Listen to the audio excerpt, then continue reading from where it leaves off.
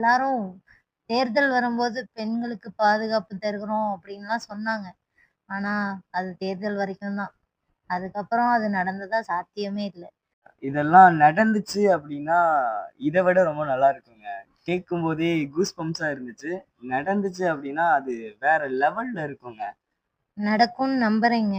ஏன் அப்படின்னா, அவர் எடுத்திருக்கிற கொள்கை தலைவர்கள்ல இதுவரைக்கும் இந்தியாலயே யாருமே பெண்கள கொள்கை தலைவர்களா எடுத்துக்கிட்டதே இல்லைங்க. இவரு வேலு நாச்சியார், அஞ்சலை அம்மாள்னு 2 பேர ஏத்துருக்காங்க. அதுவும் யாரு? நம்ம தமிழ்நாட்டுல இருந்து போன ஃப்ரீடம் ஃபைட்டர்ஸ். அவங்கள கொள்கை தலைவர்களா எடுத்திருக்காங்க. வேற எந்த கட்சியுமே இதுவரைக்கும் பெண்கள கொள்கை தலைவர்களா எடுத்ததில்ல. இதிலருந்து ஒரு நம்பிக்கை வருது. என்ன அப்படின்னா, பெண்களுக்கு பாதுகாப்பு இருக்கு.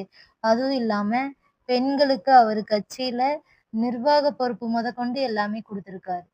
ஸோ, அதுலருந்து நம்பிக்கை இருக்குங்க. கண்டிப்பா பெண்களுக்கு வந்து தலைவர் வந்தாருன்னா பாதுகாப்பு இருக்கும். எந்த விதமான பிரச்சனையும் வராது அப்படிங்கிறதுல 100% நம்பலாம்.